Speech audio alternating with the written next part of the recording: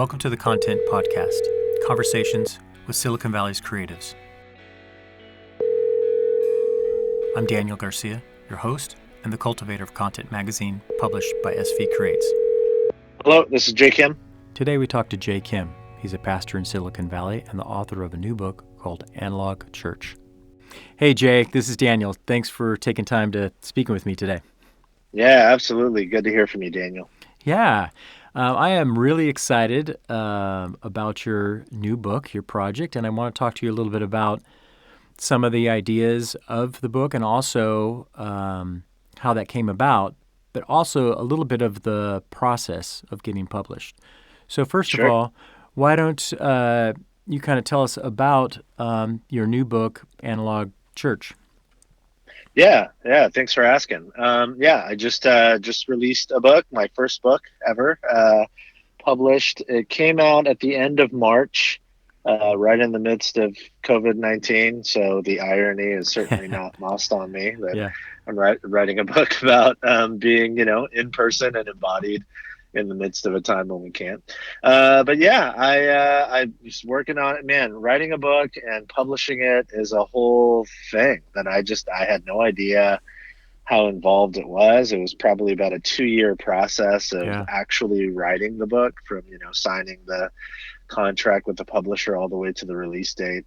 And then obviously several years before that, I had been thinking about and tinkering with several of these ideas. So it's probably been an all total, maybe like a 5-year process or something. Yeah, that's crazy. So now the book that you've written that just came out, like ironically, right when shelter in place happened, is called Analog Church, Why We Need Real People, Places, and Things in the Digital Age. In general, what would you say is your main thesis of what you're proposing in this book? Yeah, I think the best way to summarize it would be to say I'm trying to help folks think critically and thoughtfully and deeply about the intersection between what it means to be a church.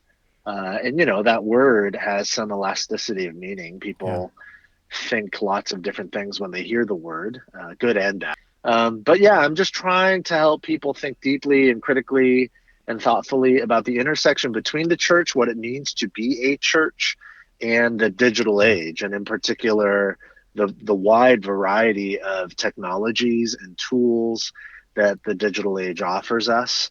And a lot of that's driven by what I've seen in the last probably 5 to 7 years, especially for me, for many churches, what I would consider a not thoughtful enough, sometimes even reckless sort of leaning into all things digital. And I'm just trying to ask the question, hey, when we do that, are we losing some stuff that really matters in terms of what it means to be a church? Yeah.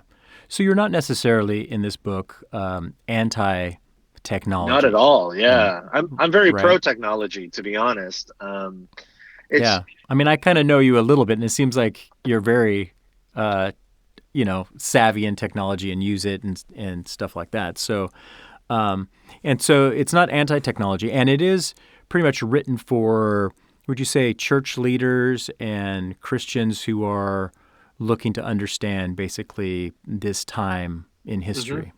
Is that the general? That's exactly right. Those are the folks that I was thinking of. But I think, even if you're not a Christian, there's a lot in there that might be eye-opening in terms of what it just means to be embodied human beings, who really need embodied presence with one another, which is something I think we're feeling on a very visceral level right now, especially. Yeah, in some ways you would think like, oh my gosh, what a worse time for a book to come out when everybody's moving. And churches and gatherings and all that kind of stuff have all moved to Zoom and television and, those kind of digital expressions. At the same time, it's very apropos, right? I mean, it's kind of the irony of you're talking about what maybe we're losing in community and connection through the digital age. And then yet in this particular time, all churches and gatherings haven't moved to a digital expression, and yet that feeling is there. So it almost kind of proves your point in a way. What do you think about Yeah, that? that's exactly right. I've been asked that question a lot lately, understandably so. And the thing I've been saying over and over is one, I mean, I do think it's the wise and responsible thing to do right now is to be online and to not, show up Yeah, in person. And I think that's an important thing in terms of just our yeah, love of our neighbors and working toward the common good. All of that matters so much. But for me, yeah, in some ways, this time has deepened my convictions in terms of some of the ideas I propose in the book. Again, on a really visceral level. I mean, I think most of us are feeling it, even though we have every yeah, tool that you could imagine to help us stay at least pseudo connected while we're physically apart. And yet still there's yeah, this growing angst, like, oh man, I gotta see people. I gotta be yeah, around real yeah, people in yeah, real ways. So yeah, for me yeah. it's just deepening the conviction and proving the point, I think. Yeah, yeah, that's cool.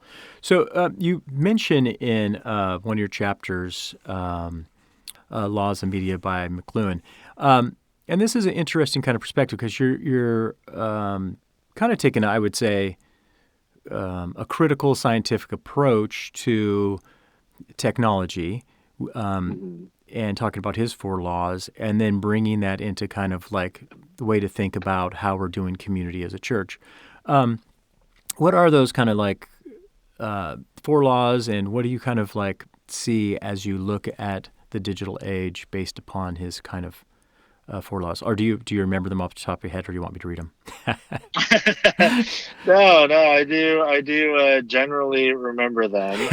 Yeah, yeah, yeah, Yeah, well, I think the first thing to say is, McLuhan was a mid to late 20th century sort of philosopher, commentator, and he's I think in some ways he's most well known for these four laws, which are extracted from a book that he wrote called Understanding Media. And I yeah, think first of all, the most important thing to say off the top is when we hear the word media, we typically think of like CNN or Fox News or MSNBC or something like, right, oh yeah, news media.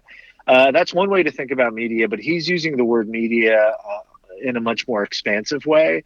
He's just talking about any medium that extends human capacity. yeah, So what he means by his four laws of media is like anything, any technology, any medium that extends any sort of human capacity. These four laws apply to those mediums, and so the four laws essentially go something like this. And I don't know if this is, I don't have my own book in front of me right now, but okay, well, it goes. yeah, I'm paraphrasing here, but basically the four laws are: one, any new medium, first and foremost, it enhances or extends a particular capacity. yeah, Two, it makes a previous medium that extended that capacity obsolete. yeah, And then three, it essentially returns us, it recovers something that maybe we had before that we had lost sure, with previous iterations of the medium. And then this is for me the most important piece, and it's why I get into it in the book. For when any medium or media is taken to the extremes, meaning when it's placed in positions of influence and power in our lives that it was never intended to, it can actually invert in on itself. So the yeah, medium that was designed to enhance a particular thing actually inverts and has the potential to destroy that particular thing. So yeah, yeah, I get into an example in the book about like the smartphone and right, how, if you just think about phones as a technology, they were designed initially to enhance the ability, the human capacity to communicate, particularly to speak and to listen.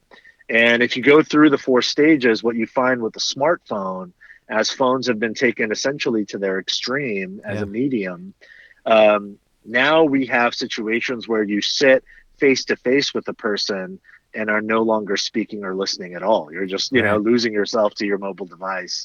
yeah, So the thing it was designed to enhance, because it's been taken to its extreme, has inverted on itself, and the technology is actually working counterintuitively against the very thing it was designed to do, which yeah, was to enhance our ability to communicate. So Yeah. there you go. And Yeah. No, that's very good. obviously he wrote this big fat book about it, so there's a lot more to be said, but that's kind of the general gist of it. Yeah, no, it's great. And I think that, especially for us, living in Silicon Valley, I mean, this is the type of things that companies, with their ethics departments and stuff like that, that are trying to think about. It's like, what is this?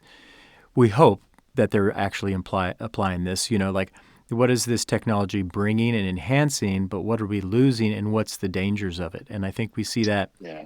even now with COVID, where they're going to, with the possibility of tracking people, right, and their temperatures and their disease and the contact with people that you have, that's like incredible, right? Because you can start to see how the disease is being spread.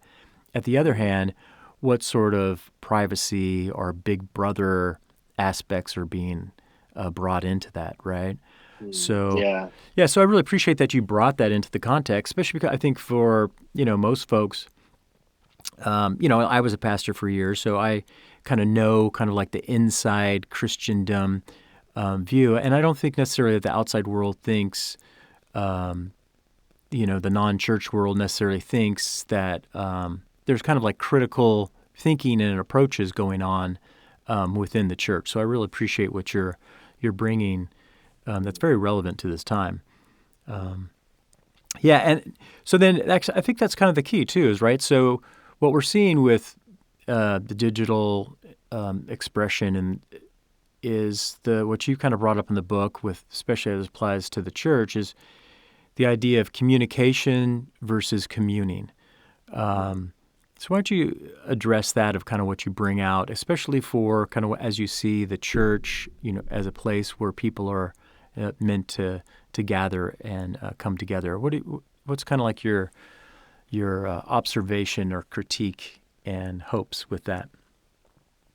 Yeah, it's a great question. The time we're in right now where all we have really is the ability to communicate, and we have been stripped of our ability to commune is, like I said earlier, I think for me it's driving home this point. But basically, the dichotomy that I get into in the book, and again, both of those words, communicate and commune, they have some elasticity of meaning. But what I intend to mean in using those two words to sort of present this dichotomy, by communicate, what I mean is primarily our ability to exchange information.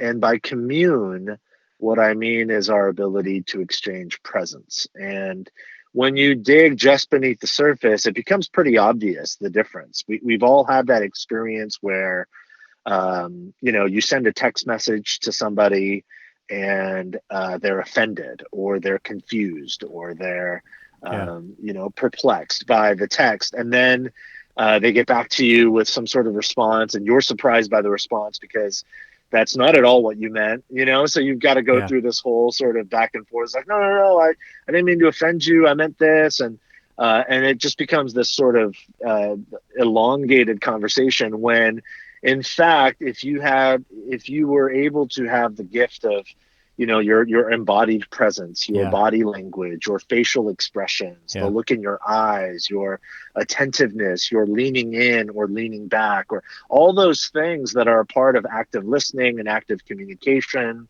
that I would consider the act of communing rather than simply communicating. yeah, All you would bypass all of that confusion, or at least a lot of it, yeah, most of the time. And I think that's the thing that's lost when we lean so hard and fast into only digital technologies. We lose in the ability to exchange embodied presence with one another.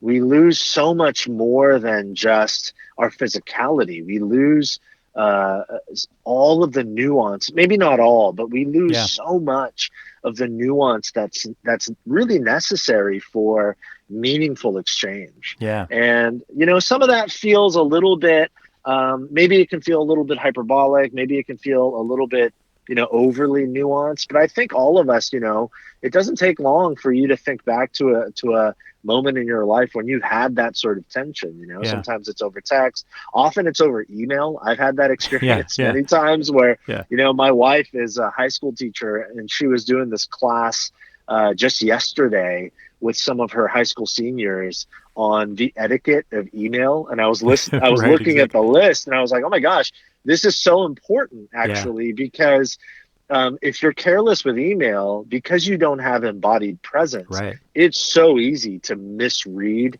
an email. We've all had that experience. So, Yeah, so that's the dichotomy I'm trying to present. You yeah, know, that's great. there Yeah. is great value to our embodied presence and exchanging our presence with one another that you just can't get with purely digital communication. Yeah, So, kind of goes back to even to McLuhan's kind of ideas because now you even see like even in different digital communication mediums and stuff like that, everybody's using emojis, right? It's kind of like this right. way of how do you express something that's beyond just pure words, right? So you can, Yeah. and we use a thing called Reich for our production, but you can actually now put thumbs up and smiley faces and question looking faces and, mad faces, all this kind of stuff so that you can try to demonstrate the embodiment of communication, right? Yeah. Yep. That's exactly right. Yeah. I think especially for the Christian faith, recently, maybe in the last, 100 years, there is the danger of the church is about has kind of been reduced just to communication, Mm. Yeah. right? Yep. I really like that you brought up, kind of like even the change, the technology of the printing press, of how that kind of has changed even the expressions of the church and worship. That's been one of my kind of pet peeves. that Yeah.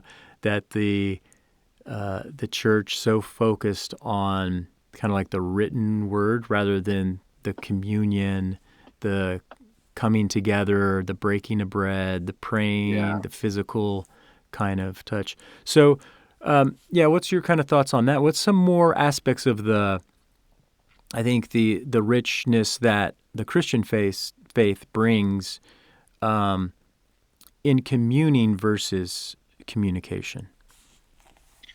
Yeah, I mean, you mentioned the printing press, and I get into this a little bit in the book, but the printing press gave rise, obviously, it put the written word in the hands of the masses, which had Yeah, a massive, it created a massive shift in terms of literacy, and maybe just as importantly, it elevated the intellectual mind, and that's yeah, not a bad thing. I right, mean, right, where would we be without books? So yeah, grateful for the printing press. But when it comes to the church, and I think this applies to other avenues of communal life as well, but in particular, when it comes to the church, it definitely shifted the way people of faith thought about and continue to think about today what it means to be the church, what it means to be a gathered people, a community.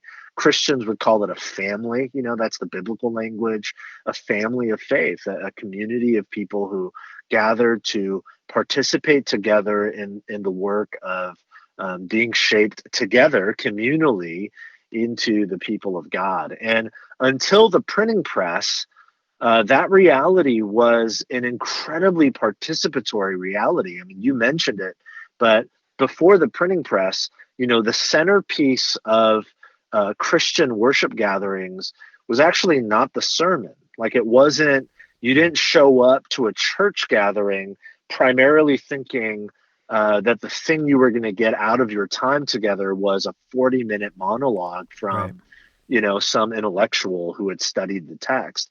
There certainly were sermons, and the Bible was taught, and all of those things. yeah, Those were a part of the Christian gathering, but really at the center of Christian gatherings up until the printing press was the table, in particular the communion table. yeah, Where you would break bread and drink of the cup. This beautiful reminder of what it meant to be the people of God, to remember Jesus Christ, who Christians have long believed for 2,000 years, died and rose again, and that the gift he left the church to remember him by was a meal, yeah, and getting back to the whole, analog digital divide.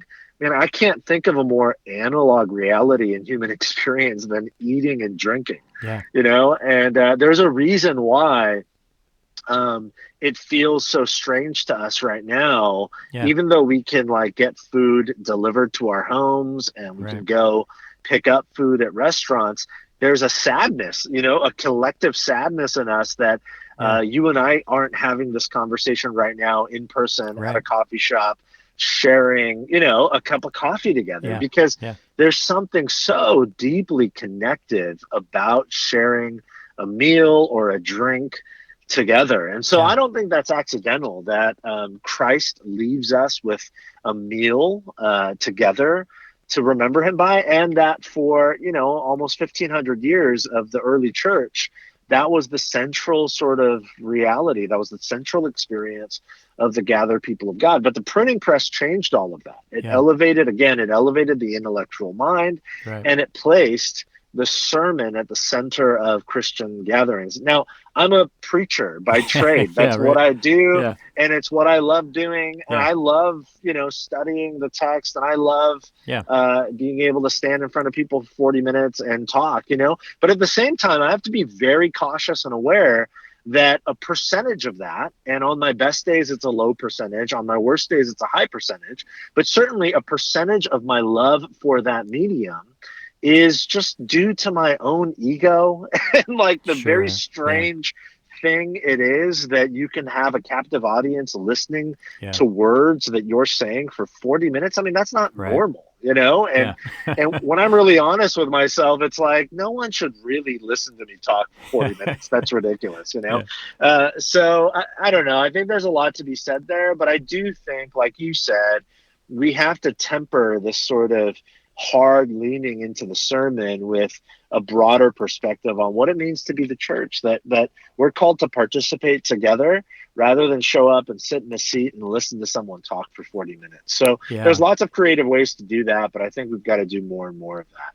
Yeah, I think that's just a great example of how new inventions, technology, enhances and improves, but at the same time can kind of make other things be lost, right? And you Yeah. see that. I mean, even now when you say the word church, most people think of a time of the week in a location where you come in, they're singing, you hear the message, and then you leave, which Yeah. we know out of our own personal experience and study as well, right, that it's way more than that, right? It is the serving one another, not only serving the people within the people who would call themselves the Christian faith, but then serving the community at large, right?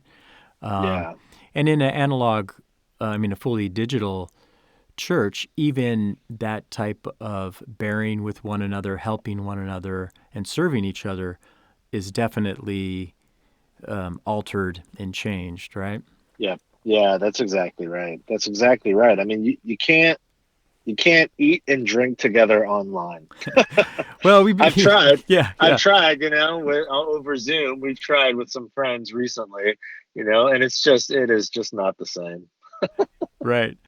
Now, okay, so InterVarsity Press, if those people who aren't kind of like in Christendom may not know, that's a pretty reputable publishing company. So, doing a book with InterVarsity Press, Hmm. how did that Hmm. come about? First of all, and then let's talk about kind of more of the weeds of writing. So, how did you get the book deal, and is there multiple requirements in book deals with this? And let's talk a little bit about that. Yeah, I think my story with getting a book deal, from what I've heard, is a bit off the beaten path. Typically, I have friends who've written lots of books and published with Yeah. sort of traditional publishers. And from what I've heard, most of the time, the way it works for a first time author, especially, is traditional publishers, ones that are reputable and medium to larger size, like InterVarsity Press. They're Yeah. getting in the mail. They're just getting random, solicitations for book manuscripts like all the time. They're just getting stacks and stacks of people who just find their Yeah. address and mail in, a Word document and so because they get so many, they just have, unless you come through a book agent, a literary agent, 98% of the time, your your submission is Yeah, probably not even going sure. to be looked at really, and that's just kind of the cold hard reality. Yeah, So put on the typically, pile, right? Yeah. yeah. So typically, what they say is that, the first thing to do if you think you've got a good book idea is to connect not with a publisher, but with a literary agent. For me, it was a little bit different. I did have some conversations with a couple of literary agents, but I just through having worked in the church for a long time and done some projects here and there, I had some friendships with a couple of guys who are actually acquisitions editors Okay. at traditional publishers. Yeah. Not at InterVarsity Press. The person I know best is actually at a different publishing house, another reputable publishing house. So I actually had this book idea. I wrote up a proposal, which is just, basically the outline of the book and Yeah. then like a sample chapter. And I sent it to him directly. I actually direct messaged him on Twitter. Yeah, I was like, sure. hey man, hey Drew, I've got this idea and I'm not actually submitting it to you for a proposal. I'm just asking you as a friend because you do this, you acquire books for a publisher. Would you look at it if you've got some time and let me know if you think it's got any legs, if I should continue pursuing Yeah. it. That was several years ago, and he was really kind and generous. He looked at it, read the proposal, and long story short, he actually, through his publisher, they made me an offer. They said, "Man, we're into the idea, and we'd like to offer you a book deal." And then the way it works, at least in sort of traditional Christian publishing, once you have a deal from one publisher, it's a pretty tight knit group of acquisitions editors. Sure. Like the word gets around. So that's essentially how it happened for me. Yeah. I got one book deal from one publisher, and then the word got around that there was this book proposal out there that seemed somewhat interesting and timely. Yeah. And so I ended up talking to three or four other publishers, and then it was just a matter of finding the best fit. And it felt like with InterVarsity Press, sort of Yeah. the space that they occupy in the publishing world really fit what I was trying to do with this book, and it's been a great Yeah. relationship. Yeah. So yeah, there you go. It's kind of funny. I mean, like, there's so many different ways to approach any industry and, getting out there, but it always seems like it comes down to relationships, is like the Totally. big who Yeah. is so Yeah. important that's such a key element in life of like who is how you get in, right? Yeah, yeah. The one other thing I would say about that is like it's absolutely who you know, and then do they like you? Are you just a Yeah, right. likable? Yeah. I mean, Yeah. I cannot overstate how important that Yeah. is. That personal relationships and people's just general feeling toward Yeah. you is the thing that often puts them over the edge in terms of like, hey, am I going to like really help push this along, Right. or do I believe in this person, sort of thing. So Yeah. that all of that to say, be kind and That- generous with people that's all the time. that's a good plan. Yeah. Um, Yeah. so, were you thinking as far as writing and writing books? Has that been something that's kind of been in your mind for 15 years, 10 years, or like little Jay playing with his Legos as a kid was thinking someday I'm gonna author? Like, is that something, or is it just something that kind of started coming together? Yeah, I think in my early to mid 20s, I started.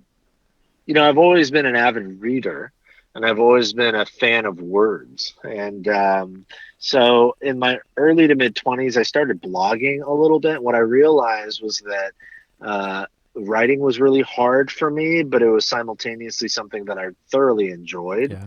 And I think when you find something that sort of lands you right in that intersection, something is incredibly difficult, but you enjoy the process of it. And the difficulty of it in a strange way is enjoyable to you. Hmm. Like I've Yeah. always sort of paid attention to those moments, and writing certainly was one of those things. So yeah, that was 15 years ago, probably at Wow. Yeah. least, that I really started thinking, I enjoy writing. Yeah. And I think most people who find that they enjoy writing probably have it in the back of their minds in one way or another.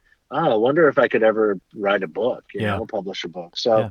I certainly had that. And what I realized probably the first 10, 12 years of writing consistently, I was more enamored with the idea of publishing a book than I was with the idea of offering the world something that would be truly helpful. And then that turned. It was when I realized, oh, I think this idea might Okay. help Yeah. people. That's when the actual sort of like, oh, this could be a book thing started to take on real legs. Yeah. Okay. That's not just a shift that happened for me. It's a shift that I've heard lots of writing friends sort of have experienced as well. Yeah, So, that's cool. I mean, so it's not yeah, just an exercise in you trying to share your opinion, but it's more of like what can be beneficial for the community, right? And that kind of yeah, drives you exactly. to overcome the difficulties and the time it takes to write. Yeah. Yep, that's exactly So right. then, okay, so when you came up with the idea of kind of like addressing the church and in the digital age, when did that kind of like come about? And what was the process of collecting the information and the research and then putting together the book? Yeah, I mean, the idea probably really started to become um, something I became passionate about probably 5, 6 years ago.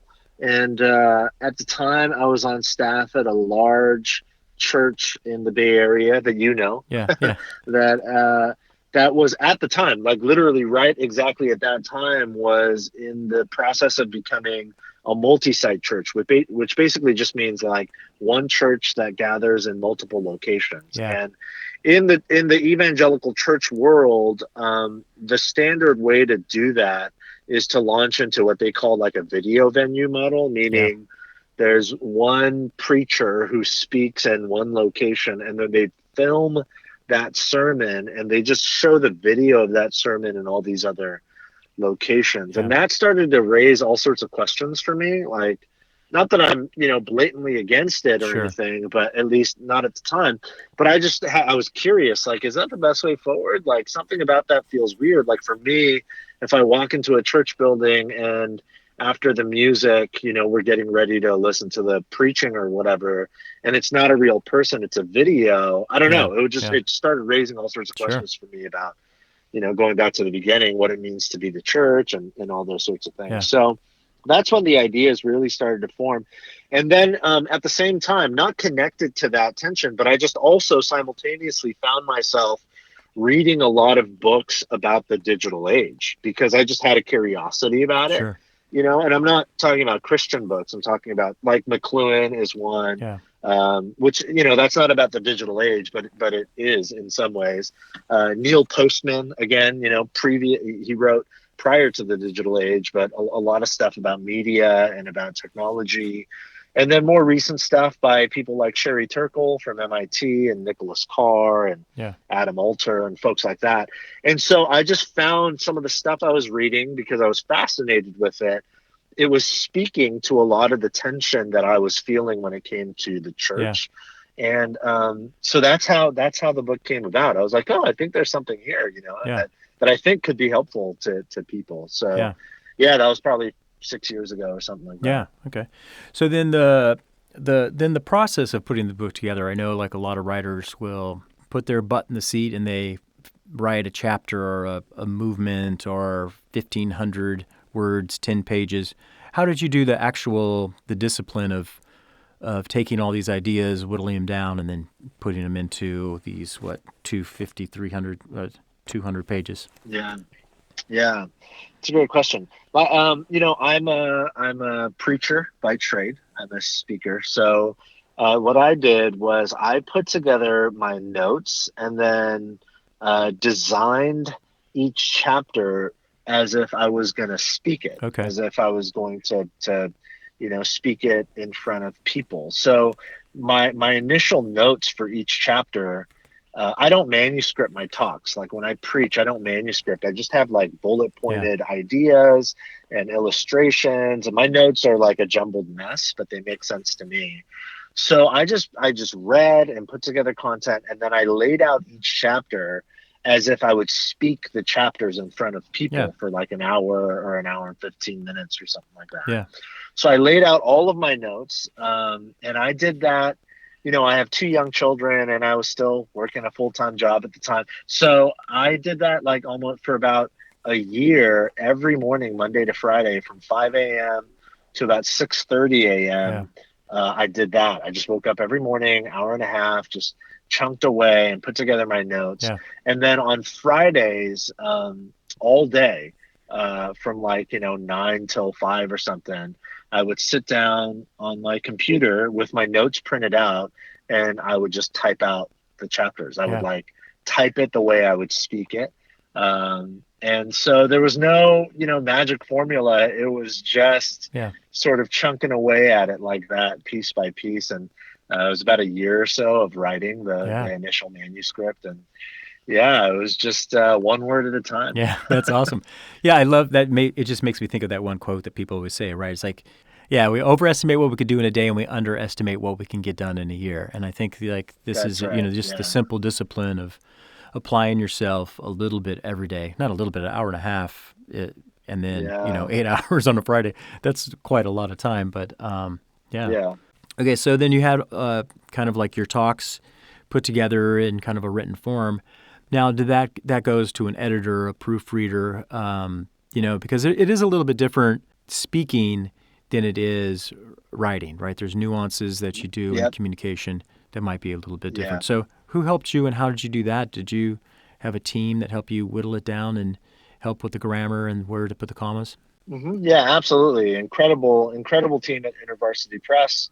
Um, and they tell you that right off the bat. If you sign with a traditional publishing house, they'll tell you right away, when you're writing this first manuscript, don't worry about Yeah, grammar, yeah, and don't spend a lot of time like, oh, is that sentence, do I need a comma there? Like, that's just, it's going to break up your flow. yeah, So knowing that, having that sort of safety net, hey, we're going to get to all that later, allowed me to just flow way more, in terms of getting the ideas out there. yeah, So the way it works at InterVarsity Press, you have a macro editor and a micro editor, and all that means is after your manuscript is done, I turned it in, and my macro editor, he and I went back and forth for several months.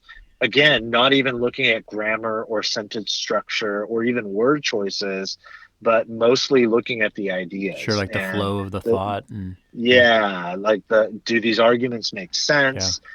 Does this story really need to be here?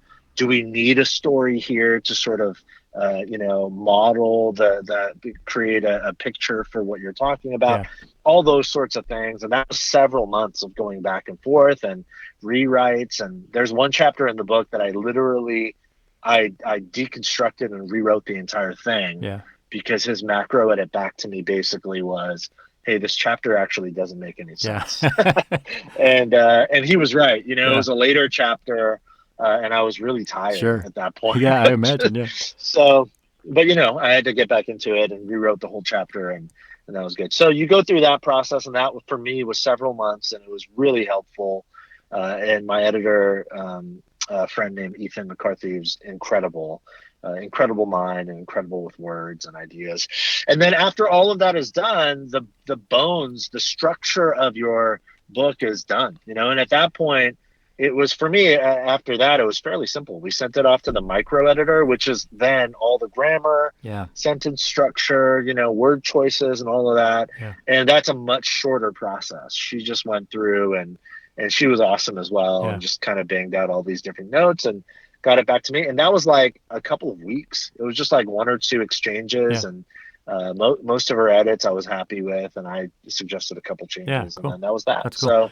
So there you go. Was there Yeah. anything in the book that you are, when you originally kind of set out to do something, or something that you kind of like, oh, I wish this was in there, this didn't fit? Is there anything that you would kind of like want to add?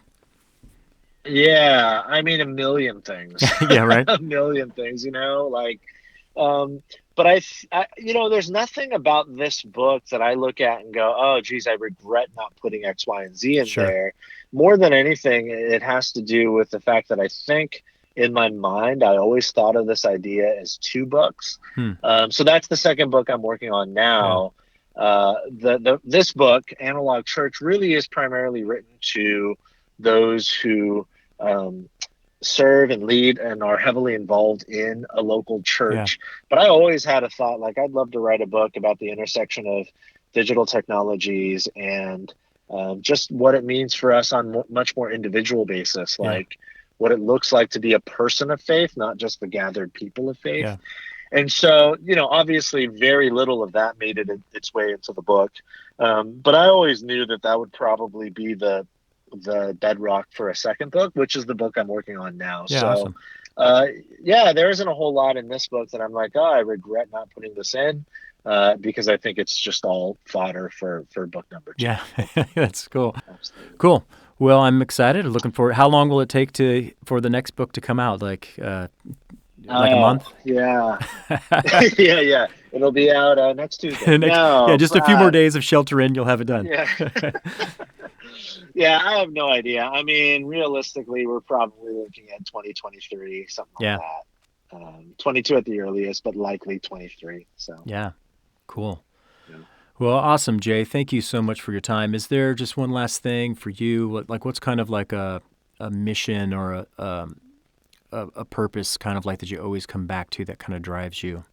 Yeah, absolutely. I think probably the most succinct way for me to say it would be to say that I hope that I can point people toward a vision for human flourishing, that the world at large, in my opinion, fails to present to us, the stuff beneath the surface Yeah. that really, really, truly leads to flourishing Yeah.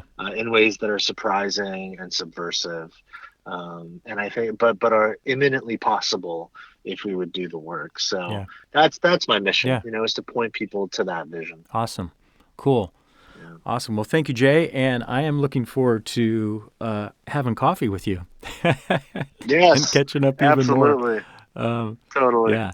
Well, thank you for taking time. I really appreciate it. And thank you for the book. It's on InterVarsity, and you can find it on Amazon, and I'm sure all over the place, right? Yep. Yeah. Anywhere books are sold. All righty, man. Well, thank you. And, God bless you and your family. And I'm sure I'll be seeing you once we can come outside. Yeah. Hopefully sooner than later. Thanks so Yeah, much, Daniel. okay. Appreciate Thanks, you Jay. so much. Talk to you later. Find out more about Jay and follow him on his Instagram and Twitter at JKimThinks. Thank you for listening to the Content Magazine podcast. Follow us on social media at Content Mag. Subscribe by going to our website, content-magazine.com. This episode's music is Muddy Water by Sakura. Follow Sakura on Instagram at Sakura Music.